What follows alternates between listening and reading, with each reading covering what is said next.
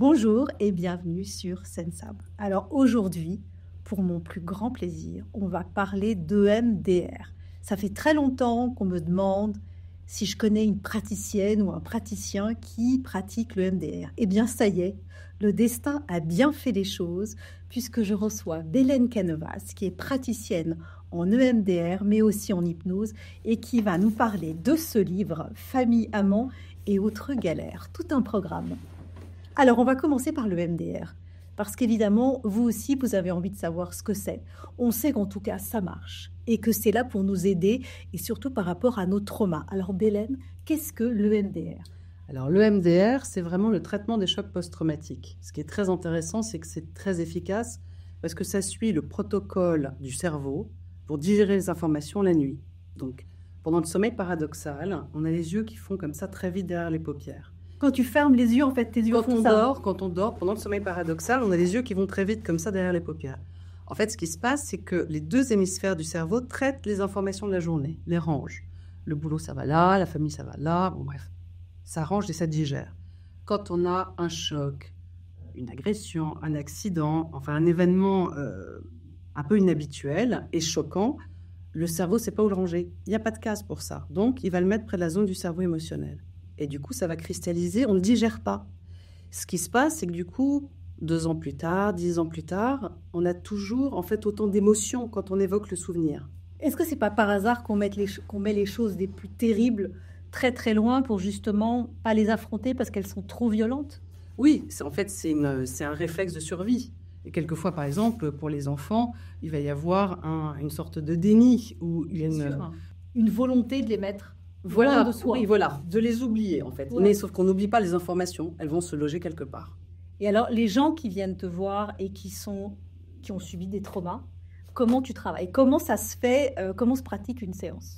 Alors, au début, on fait ce qu'on appelle l'anamnèse. Donc, de connaître l'histoire, de comprendre en fait quelle est la source du problème. Quelquefois, des gens viennent, ils savent très bien qu'ils ont eu tel accident de voiture à un moment donné. Puis il y a d'autres gens qui disent, voilà, je me sens pas très bien à cause de ça, et là...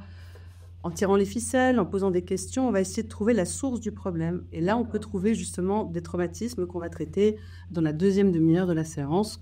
Voilà, ça dépend, mais ça se fait vraiment... En fait, il y a un protocole très sérieux à suivre, qui est le MDR. Après, ça dépend des séances. Enfin, voilà, ça c'est du sur-mesure pour chaque personne. Alors, comment ça se pratique ? Avec les yeux, c'est ça ? Tu fais faire des exercices aux yeux ? Parce qu'en fait, on refait faire ce que le cerveau fait la nuit quand on dort. Donc, on fait des mouvements oculaires très rapides. Et après, tu touches les... Alors, moi, je fais du tapping. Tout le monde ne le fait pas. Il y en a qui le font comme ça. Ils le font quelquefois avec tout ce qui est auditif. Mais moi, ce que j'aime, c'est les yeux, qui est pour moi le plus efficace, et le tapping, où les gens se détendent et relâchent beaucoup plus facilement. Et alors, avec ça, un viol, un accident de voiture, des agressions comment ça se passe ? Tu les enlèves du cerveau, tu les fais disparaître, ou tu les fais plus doux ? On les fait digérer. D'accord. Donc, tous les événements qu'on vit, on les digère, c'est-à-dire qu'ils sont moins forts émotionnellement. Donc, une agression, ce qu'on va faire, c'est qu'on va repartir sur le souvenir, le moment de l'agression, et on va faire du traitement, on appelle ça du traitement. Et la personne, du coup, va être obligée de digérer ce qui s'est passé, ce souvenir. Et souvent, le souvenir part un petit peu plus loin ou devient un peu plus flou, même complètement flou, et parfois disparaît carrément. Et tu fais ça régulièrement dans ton cabinet ? Ah ben, tous les jours. D'accord. Et tu fais ça avec de l'hypnose ou tu fais ça, tu accompagnes ? Je sais que tu as une méthode très particulière, puisque tu te sers de tous tes atouts pour pouvoir justement aider la personne à traverser ses traumas grâce à tous tes... Alors, ce que je fais, c'est que ce qui se passe souvent lors des traumatismes, on a comme des morceaux de nous qui vont sortir de nous, des morceaux d'âme qui sortent. On peut appeler ça de la dissociation en psychothérapie. D'accord. Mais c'est vraiment, on est obligé, pour certains moments qui sont trop durs, de se dissocier. Donc, on peut être au plafond et on voit la scène du plafond. Oui, il y a des gens qui racontent qu'effectivement, elles ont été violées ou des choses terribles et en fait, elles n'étaient plus dans leur corps. Exactement. Et c'est une façon de se protéger là aussi. Mais oui, c'est-à-dire que pour le psychisme, c'est trop violent. Du coup, on se dissocie. En chamanisme, on appelle ça du recouvrement d'âme. Donc, on va aller rechercher en hypnose des morceaux de nous qu'on va réintégrer en faisant ce qu'on appelle le reparentage à la fin de la séance de MDR. Et comme j'ai appris aussi pas mal de techniques de magnétisme, en fait, c'est vraiment ma méthode où j'essaie de faire quelque chose de plus global que juste un traitement sur un événement. Voilà, j'ai un peu créé ma méthode. Alors, combien de temps il faut de séances quand on a vécu un traumatisme pour pouvoir s'en sortir, entre guillemets? Ça dépend des gens. Ça dépend des gens. En général, enfin, ce sont des thérapies brèves. Moi, je fais des thérapies brèves. Donc, la moyenne, c'est entre 3 et 6 séances. Il y a des personnes, en une séance, ça suffit. D'autres qui aiment revenir et on va travailler sur pas mal de... En fait, on a plein de traumas dans notre vie. Des bien des micros, des gros... voilà. La vie Selon. de trauma. Oui, voilà. Donc, ça dépend des gens. Mais ça reste des thérapies brèves. Est-ce que tu as vu des choses qui ont pu disparaître alors que tu pensais que ça allait être très, très compliqué et qui, en fait, ont réussi à s'en aller ou pas? J'ai vu des cas de résilience, mais incroyables. Des personnes qui ont eu des traumatismes. Parce que ce qui est très dur, c'est qu'il y a des gens, par exemple, dans les cas d'inceste, qui ont été traumatisés jour après jour pendant des années. Donc là, on se dit, mais on va faire comment quand il y a 10 ans d'inceste sur quelqu'un? Et en fait, si. Les gens, enfin, il y a des gens qui ont des ressources extraordinaires et qui réussissent à vraiment sortir. Ouais. Bon, là, ça veut dire que ça marche. Mais ça marche super bien, c'est hyper efficace. Alors, Bélène, tu as un cabinet à Paris, mais tu travailles aussi sur Zoom. Ouais. Et tu peux faire ça aussi sur Zoom ou non? Alors, je travaille en distance, en visio. On peut le faire avec un écran. C'est-à-dire qu'à partir du moment où la personne a les yeux qui tournent comme ça, enfin qui peuvent faire sur un écran, pas un téléphone, mais c'est vrai, il faut un écran d'ordinateur. Ça marche aussi. Alors, j'ai vu que tu avais fait un nombre incalculable de formations. Tu es partie un peu partout dans le monde pour pouvoir suivre des formations. Alors, j'en ai pas fait trop non plus. J'aime bien aller profondément. Enfin, tu les connais bien. Hein. Mais oui, parce que j'ai en profondeur. En fait, je me suis formée à l'hypnose dans une école assez classique à Paris qui est l'IFHE. D'accord. Donc, j'ai fait de l'hypnose ericksonienne et humaniste. Ensuite, je suis partie au Canada, au Québec, pour me faire une formation d'hypnose spirituelle qui est complètement extraordinaire. Ça, on va en parler, c'est dingue. Mais ça, c'est dingue. Alors, je le pratique pas trop parce que je fais toujours attention. Pourquoi on va faire ça? J'aime pas trop le tourisme spirituel. Oui, le tourisme spirituel, et on part un peu à l'aventure pour se faire des sensations. Exactement. Donc c'est vraiment rare et puis ça dure 2-3 heures. Donc moi, ça me demande aussi beaucoup. Mais j'ai fait ça, le MDR et puis le magnétisme avec un magnétiseur qui m'a formé plusieurs week-ends sur une année pour apprendre tout. Ouais, ça, c'est parce que tu es aussi magnétiseuse. Donc on va parler de ce livre que j'ai adoré, qui s'appelle donc Famille, amants et autres galères. Alors, quand j'ai reçu ce livre, j'étais tellement curieuse parce qu'on se connaît depuis l'adolescence et on s'était perdu de vue. Et quand j'ai retrouvé ce livre, je t'ai retrouvé toi et j'ai vu ton enfance. Et je trouve que tu parles de ton enfance avec tellement d'humilité et en même temps tellement de courage. Et ça m'a en même temps brisé le cœur parce qu'on vit avec toi tes souffrances. Tu parles de ta sœur aussi, que j'ai bien connue, qui était une femme extraordinaire. Et tu parles de toute cette évolution qui a fait de toi la femme que tu es aujourd'hui, cette thérapeute extraordinaire, parce que tu as connu beaucoup de souffrances. Et c'est justement à cause de ça, à mon avis, que tu as le succès que tu as, parce que les souffrances t'ont permis de comprendre les patients que tu as. Et je voudrais parler d'abord du Ouija, parce que quand tu étais plus jeune, tu as hélas, jouer avec ce fameux Ouija. Pour ceux qui ne savent pas ce que c'est, ce sont des jeux où on s'amuse à invoquer les esprits, et souvent les mauvais esprits, pour leur demander des questions, en fait, c'est ça. C'est une planche où il y a de A à Z, de 0 à 10, oui, non, et on met un verre à l'envers et on invoque les esprits. Et avec ma soeur, on l'a beaucoup fait dans l'adolescence et c'est horriblement dangereux. Et il y a Patricia Daré qui en parle très très bien, justement, en disant à quel point, en fait, on appelle des mauvais esprits sans le savoir. Et tu l'as ressenti? Ah, mais moi, ça a été épouvantable un soir avec ma sœur. Le lendemain, je devais avoir 10 ans, j'ai foncé voir le prêtre de l'église de mon école en disant voilà ce qu'on a fait. Et il m'a pris très au sérieux, ce qui m'a étonné. Mais c'est parce que ça s'est mal passé aussi. Oui, complètement. C'est-à-dire que le truc est devenu dingue. Il est devenu dingue, il a sauté, il s'est cassé contre le mur. Et là, j'ai eu très, très, très, très peur. Donc là, tu as vite pris conscience qu'il y avait quand même des mondes autour de toi qui étaient différents de la réalité que tu avais. Tout à fait. Même si je le savais depuis longtemps, là, j'en ai eu peur. C'est-à-dire qu'avant, j'avais des mémoires petites, je voyais plein de choses, mais là, j'ai eu peur. Et en fait, à partir de ce moment-là, moi, j'ai arrêté. Ma sœur a continué, mais moi, j'ai arrêté. Alors, tu as fait aussi une NDE, une Near Death Experience, qui est en fait une expérience de mort imminente, où on va te recoller les oreilles, et puis en fait, tu te retrouves entre deux mondes. En fait, je me retrouve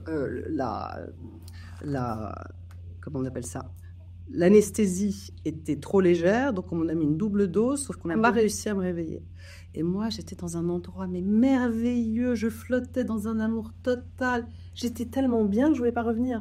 On m'a fait revenir 2 fois, c'est-à-dire que la première, J'entends au loin qu'on m'appelle. Finalement, je me dis, oh là là, il faut que j'y retourne, j'ai pas envie. J'ouvre les yeux. Il y avait ma mère et l'infirmière. Et je referme les yeux, je repars dans cet espace merveilleux. J'ai pas du tout envie de revenir. Et l'infirmière m'a mis quelques claques pour me réveiller parce qu'il fallait que je revienne. Et je me souviens de ce moment où j'hésite. Je suis là-haut, je suis dans cet espace merveilleux, j'ai pas envie de revenir. Et donc, mais j'ai compris beaucoup plus tard que c'était une ENDE, en fait. Donc, en fait, tu as quand même très rapidement pris conscience de mondes extérieurs qui n'étaient pas expliqués et qui ont fait de toi une femme peut-être plus alerte ou plus curieuse. Plus sensible des mondes invisibles, oui, tout à fait. Et alors, tu parles beaucoup de ta sœur qui a eu donc de gros problèmes de drogue, qui a fait de nombreuses tentatives de suicide. Et à quel point tu as commencé à l'aider. Donc la femme qui a envie d'aider était déjà en train de se révéler. En fait, c'est l'espace, c'est affreux de dire ça, mais c'est ma zone de confort, dans le sens où j'ai développé une hypervigilance et peut-être une observation, et aussi c'est l'endroit où je sais bien faire, c'est aider les autres. Ouais. Et elle m'a appris, en fait, de par son histoire, à être là et à aider. Mais est-ce que c'est pas le comble de la frustration que d'aider quelqu'un qui est juste à côté de vous et qui n'accepte pas toujours ton aide, et de se retrouver avec une envie d'en savoir plus pour pouvoir trouver des solutions, et finalement s'apercevoir qu'elle va quand même mourir. Que c'est trop tard. En fait, là, j'ai appris, c'est vraiment après sa mort que j'ai complètement changé de métier, parce qu'avant, je faisais de la décoration événementielle, la conception de décors. Je faisais des jobs qui étaient géniaux, mais qui n'avaient pas ce sens plus profond dont j'avais besoin. Et donc, quand elle est morte, je me suis formée à tout et j'ai complètement changé de métier pour faire un métier de thérapeute. Est-ce que c'est sa mort qui t'a révélé, ou c'est ta frustration de ne pas pouvoir la sauver de cette fin qui arrivait puisqu'elle était très malade? Je pense que c'est plusieurs choses. J'ai surtout eu... cette vision sur l'autoroute complètement dingue, comme s'il y avait un néon, mais j'ai vu ce néon avec écrit magnétisme hypnose, et j'ai décidé à ce moment-là sur l'autoroute, un petit matin en allant en Sologne, de changer complètement de métier et de me former. Alors, ce qui est génial pendant ce livre, c'est que tu nous racontes ta vie de maman célibataire, ton mariage, ta séparation avec ton mari qui malgré tout reste un homme formidable, les hommes que tu as pu rencontrer, et à chaque fois, au lieu d'en faire des échecs, tu rebondis sur ces petits malheurs et tu en fais des forces, et tu nous donnes une espèce de leçon de spiritualité et de vie à travers ces épreuves. Et je trouve ça extrêmement rassurant de voir que malgré les épreuves, tu en fais des forces. Pour moi, c'est vraiment le sens de la vie, en fait, de transformer les épreuves en force. Pour moi, on est un peu dans Super Mario, c'est-à-dire qu'on est à un niveau, on a des épreuves, il faut les traverser, chercher des ressources en nous, se renforcer, traverser les épreuves, les affronter, et hop, on passe à un niveau supérieur. Il y a vraiment pour moi, et d'ailleurs le livre, c'est d'abord épreuve, ensuite guérison, et ensuite rencontre. Et de transformer, en fait, c'est une alchimie quotidienne des épreuves. Est-ce que tu ressens ta sœur de l'autre côté Ah oui. du voile? Bien sûr, elle est ma sœur, mon père, mes grands-parents, ils sont là. Comme tu le sais, ils sont là, ils sont avec Bien nous. sûr. Sans les appeler tout le temps, constamment, mais ils sont très présents. En fait, c'est comme un petit voile. Tu as développé une extrême sensibilité. Je ne sais pas si c'est le magnétisme qui est venu à toi ou c'est toi qui as été chercher le magnétisme, mais en tout cas, il est là. Et tu as cette sensibilité qui fait que tu vois, tu ressens, tu as des informations. Est-ce que tu crois que tu avais cette aptitude-là de par l'enfance, de par ta famille, de par ce pendule qu'on t'a donné, ou chacun d'entre nous peut le développer? Alors les deux, je dirais. C'est-à-dire qu'on peut tous le développer. Après, mon grand-père, lui, soignait avec ses mains. Et c'est vrai qu'à l'âge de 9-10 ans, il m'a donné son pendule, qui est en lapis-lazuli. Et j'ai beaucoup fait du pendule quand j'avais 10 ans. J'adorais ça. Mais je dirais que probablement, c'est toujours une combinaison de plusieurs choses, mais on dit, c'est pour ça que je me vois plus comme une guérisseuse que comme une thérapeute ou comme une hypnothérapeute. C'est quelque chose de plus global pour moi. Et en fait, il y a tous ces sens et puis tout ce qu'on a reçu aussi de nos ancêtres et puis nos expériences de notre vie font qu'on va développer des choses. Mais je pense on a tous du magnétisme, on a tous une sensibilité, on va dire, on a la foi, pas la foi, on y croit, on n'y croit pas. Mais pour moi, ça fait tellement partie du quotidien que c'est quelque chose de très normal. Et puis, tu as des fulgurances pendant des moments où on voit que tu as des mémoires qui se rajoutent dans ta psyché et tu te rappelles de choses avec précision d'autres vies et tu sais pas très bien pourquoi ni où les mettre. Et puis au fur et à mesure, tu comprends que c'était des vies d'avant. Mais oui, et ça c'était très étonnant parce que toute petite, vers l'âge de 4-5 ans, je me suis souvenue de métiers très précis, mais avec les odeurs, avec les matériaux qu'on utilisait. Et donc c'était bizarre parce que toute petite, j'étais très encombrée de mémoires qui n'étaient pas à moi. Est-ce que tes frères et sœurs ont cette aptitude-là? Ou est-ce qu'ils l'avaient? En tout cas, ta sœur, tu penses? Peut-être Léo, dans quelque chose d'un petit peu plus dark, mais oui, je pense qu'elle était assez sensible. Elle n'a pas développé ça. Et mon frère, j'en sais rien, mais je pense qu'il a au moins une belle intuition, oui. Oui, parce que l'intuition, ça, on peut tous la travailler. Mais bien sûr, en fait, c'est vraiment l'espace. L'intuition, c'est vraiment l'espace avant que le mental prenne les choses en main. Quand on rencontre quelqu'un, dans la première seconde, avant d'y penser, on ressent dans le corps. Et c'est là où le corps est un vrai GPS, en fait. L'intuition. En tout cas, c'est rassurant. Des traumas, si vous en avez, vous savez où aller.